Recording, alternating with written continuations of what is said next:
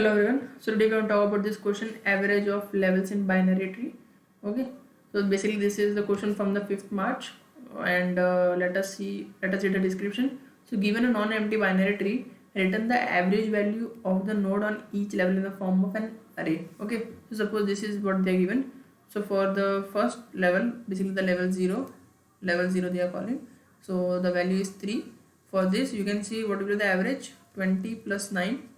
Okay, divide by 2, which is 29 by 2, which is 14.5. Okay, for the level, basically this is level 1, this is level 0, and this is level 2. Now for the level 2, what will be the average? So 15 plus 7 divided by 2. Okay, so basically that is 22 divided by 2, 11. So 11 is the average for this level 2, and just we need to return that in the form of vector. Okay, so in this form we just need to return from our function. So you can try to pause the video, and for this the hint can be, you just need to traverse this binary tree in a BFS manner and just gather the values, add the values, all of them in one basically in one queue, and then find the size of the queue and just divide that by the size of the queue, and you will be getting some value which will be the average, and just store in that the vector. You can call that vector the answer and just return from our function. Okay, so here is the code solution. In this, what we are doing is, first we are making a vector double, and we are calling that as answer. So suppose this is the vector. Okay, and we are calling this is answer. Initially it is empty. We are going to put some values which will be returned. Okay, so basically the function type is vector double, so we just need to return that type. Okay, so we are making a vector double here. Now first task will be to make a queue of tree node type. Basically you have seen when we make some queue, when we write your int. Okay, basically we are writing int here, and then you can see this will store the type of int values. But now when you store a tree node type data type, then you can store the tree node data type. Okay, in which you will be storing the value, the left and the right. Okay, so basically 3 values you can store there in that type of queue. So first our task is, suppose this is the queue, and we have some values here.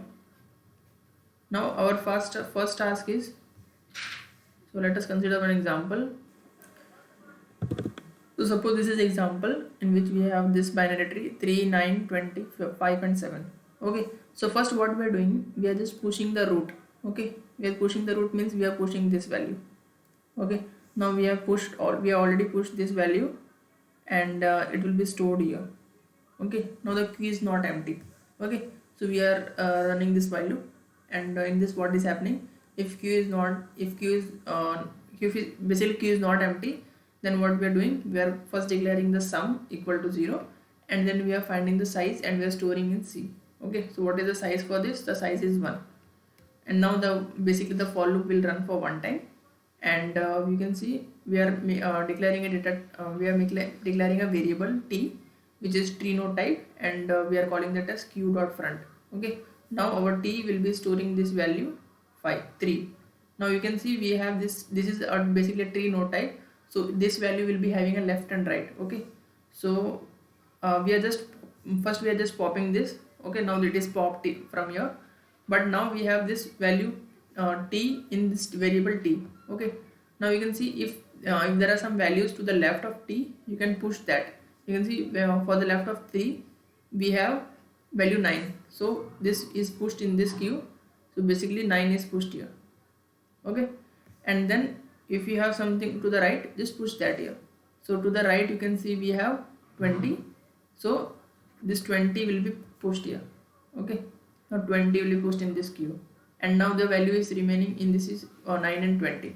Okay, and for the first part we are just storing that value sum plus equal to t tends to value, means the value is 3. Okay, so the first is we are pushing this sum and we are storing that sum equal to 3, and now at the end of the loop what we are doing, we are just pushing that into this vector which we made. So the value will be 3 divided by 1. So basically the value will be 3. Okay, now for the next loop, you can see this other queue is not empty. You can see this queue is not empty. Then again we are declaring sum equal to 0. The size, now the value for the C is 2, because there are two values here, 9 and 20. Okay, so we have 2. The for loop will run for 2 times.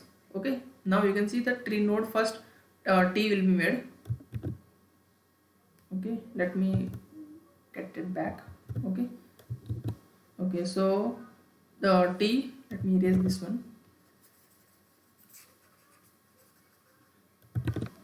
Now for initially the sum will be 0, and the T will be getting the value of q dot front, which is 9. Okay, we are getting the value 9 here, and then what we are doing, we are just popping that. So we are just popping this one. Now value is this is basically node type, node tree type, what they are calling. This is as node tree node. Basically this is tree node star type. Okay, now you can see the value is stored is 9, and now we are just popped here. 9 is popped, so we have 20 still remaining there. Okay, so let us talk about this. Then what is the next prop? If there is something to this left, just push that into the queue. Okay, so let us see what is left to the 9. So there is no values to the left, and so we will not be pushing anything. And similarly there is nothing to the right, so we are not pushing anything, so there is no values here. So we are going to the last, that is sum plus equal to t tends to value. So the value is 9 here. Okay, so we are adding that to the sum, so 9 will be added to this. Now you can see this queue is again not empty. Okay, basically this is not empty. Now the for loop has run for one time. The second time it will be running for this value, which is 9, which is 20 basically. So again we'll be storing that value in T.